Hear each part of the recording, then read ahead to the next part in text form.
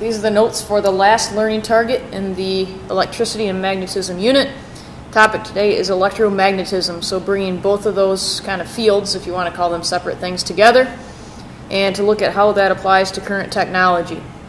It'll be important for this target that you do some Googling on your own, because we're going to talk about maglev trains, we're going to talk about a Hyperloop, talk about electromagnets, and if you weren't in class to build an electromagnet or to see those videos, just hit Google. I'll talk you through it as we go, but you'll want some visuals, some images of what exactly is going on there. So I can apply the concept of electromagnetism to current technology.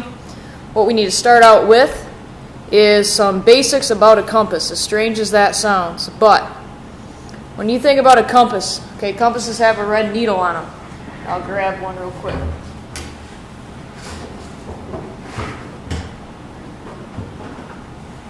Alright, so I can show you this under here. That red needle, most people understand that that points north, but it does not point to geographic north. So not to the actual geographic North Pole, but it points to magnetic north. So compass needle points to magnetic north. And that'll be a little different depending on where you live. Just due to Earth's magnetic field, there's something called declination.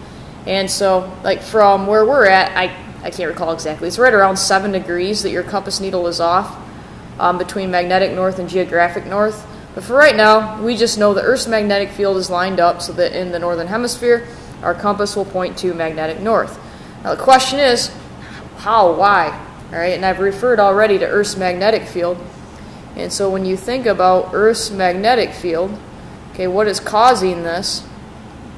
Hopefully we remember from our earth science days in middle school that we have an iron core and we've got a lot of flowing molten material within us. All right, so within the crust we have flowing molten material. And hopefully by now when you think, okay, iron, that I've got a metal and then I've got movement. Moving metals means moving electrons, which means we've got an electric current almost within the Earth. All right, so thinking about how the Earth is creating this magnetic field, and now when we talk about artificial electromagnets, what's happening there is we are going to either simulate Earth's magnetic field or we can actually reverse it on like a model scale, a small scale. So these electromagnets, there's all kinds of real life applications. You may recall from the Tesla video that he figured out how to use an electromagnet to create an induction motor. So refrigerators, washing machines, cars, all kinds of stuff run on an induction motor, which is really just a fancy electromagnet. But this idea of electromagnetism, the founder of this is actually Michael Faraday. If you're interested in learning anything about him, type his name into YouTube and you'll see all kinds of stuff that he's responsible for. All right, but he actually founded electromagnetism, and then Tesla used that to build these motors. So what an electromagnet does is it passes an electric current. It's easy to get an electric current. We need a voltage source, like a battery or a generator or a consumer's energy powerhouse. So we're going to pass an electric current. To get the current, we just need electrons. Remember that comes in metal, such as wire, or within Earth's interior. So pass an electric current through a conductor. So our conductor could be the wires or the metal. Through a conductor, and that through a conductor to generate a magnetic field. Alright, so to generate a magnetic field. Now if we're in class for the lab, you know that we took a battery, okay, so it was a energizer, and we have a positive terminal and a negative terminal, and you took a wire loop and we connected it to a nail.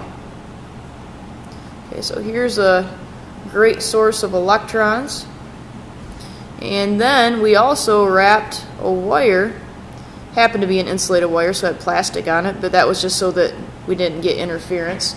And this wire was connected. All right, so it was one big loop. We wrapped it around the nail, taped it to the positive terminal and the negative terminal. All right, thinking about what type of current this is, hopefully we know from previous targets. Electrons are in this wire. By hooking it up to a battery, we now have a voltage source. And so these electrons would get pushed in one direction. All right, they got to go around the little nail here in the wires. But one direction, which makes it a direct current. And we've now created an actual electromagnet, because there's a constant electron drift here, and that's really no different than what's happening within the Earth's interior, and that creates a magnetic field. So that when you did this in class, or if you didn't do this in class, this compass, if this was real, it would no longer point to geographic north. All right. In this case, based on where this is at, it would reverse it, because the positive terminal actually creates the south pole of a magnet. The negative terminal actually creates the north pole. So you would see this thing perfectly flipped, where this red would be pointing down here.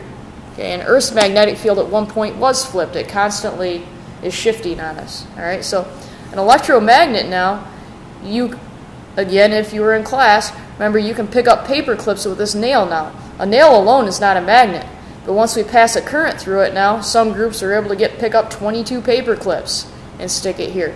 As soon as we disconnect, not a magnet anymore.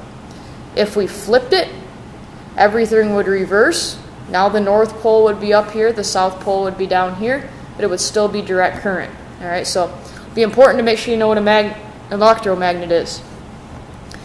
Just a little bit of review now. Okay, so we know a compass points to magnetic north. We know we can pass current through something to make an electromagnet. So let's review magnetic forces. Okay, we've already talked about the poles, and the poles are going to either attract or repel. It's not a lot different than positive charges, negative charges. So a north pole and a south pole would attract. Two north poles, they don't like each other. Two south poles, they would repel as well. All right, so if we did have just a traditional old bar magnet, one end would be the north, one would be the south. No different than this setup. But you can't ever separate the two. Like, we can't decide, okay, right down here is anything this side your south, anyway this side your north. You can't ever divide it. All right, so like if you had a bar magnet and you cut it in half or break it in half, all you have now are just two little bar magnets. Okay, and the reason for that is because of what makes these pieces up. Okay, within here are things called domains. And what a domain is pretend we're looking at a section of this bar magnet, right, or a section of something. And these squigglies are just like little regions. Okay, so each of these is a domain. And in something that is not magnetized, so think a piece of wood, for example. Think plastic, something like that. There will still be electrons in there because they're made of atoms. And electrons tend to pair up. You can't see that very well. What I have are two arrows pointing the same way. All right, two arrows pointing the same way here, the same way here. So if these two are doing their thing, these two are doing their thing, but they're all doing different things, probably looks like a high school dance. All right, everybody's kind of doing their own thing, not magnetized. Okay, but that could be a nail before we wrap a wire around it and hook a battery to it. So if we take this and now we pass a current through it, for example. Okay, pass a current through it. So here we are. And so add a current or another bar magnet, something to force it to become a magnet. All the pairs of electrons, they'll be doing the same thing. And they're also doing things that the other domains are doing. See, so everybody points the same way. So this is like a well choreographed dance where everybody does the same thing. Okay, these are magnetized. So a nail, before we pass a current through it, looks like this. We pass a current through it, now all of a sudden everything lines up. Turn the current off, goes back to this. And that's exactly what we figured out, is we can use this process to create some pretty awesome technology. One is a maglev train. Okay, look on Moodle, I have some links. Other countries are taking advantage of this. I think the United States sees the use in it, but it costs billions of dollars to get it started. Mag stands for magnetic, lev, levitation. So it's a train essentially that is repelled off the track a little bit. It almost floats above the track. So think about that. No friction. No friction means no wear and tear. It's a smooth ride. They are crazy fast, 200-300 miles an hour fast. All right, so they're fast, really clean. There's no smokestack or anything like that. There's no motor on the actual train itself. The only pollution is generating the electricity to pass through the guide line. Okay, the guide line, the guide wire is like the track it's on. So the only pollution is to produce electricity. So regardless of how we feel about the wind turbines here now surrounding Shepherd, we do need, I would think most people would not argue that we do need some sort of alternative to coal, because at some point we're going to run out. So if we could find a way, maybe it isn't wind turbines, maybe it's solar power, whatever, if we could find a clean way to produce electricity, then all of a sudden we could have no pollution, crazy fast, no friction, and I mean, we could get, I think we said we could get to Florida in like 3 hours on one of these things. All right, so great alternative. Elon Musk is working on something called a Hyperloop. So if you want to look at something that is looking to come to the United States, maybe in the next 10-15 years, by 2021, he wants to be running tests on this. And in this one, you're in like a vacuum-sealed tube, like a tunnel where they take out all the air, which is like space, and let's think of SpaceX, so clearly this guy probably could pull it off, and you'd be in these pods. In these pods, you would go like, the potential is to go 700 miles an hour. Okay, so somewhere 1,400 miles away, like we can go up to the Rocky Mountains, let's say, in 2 hours in this thing. All right, so insanely quick. Again, another downside to this is it costs so darn much to get it going. All right, for both of these, it's the initial costs that scare us away.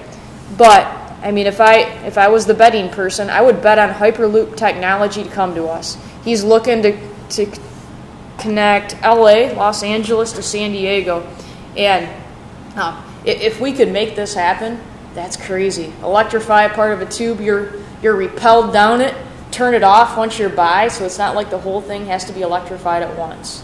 All right, so there's just another use for electromagnets. And again, make sure you Google a lot of this stuff so you can see some pictures, watch some video clips, that sort of thing if you were not able to be in class. Alrighty, good luck.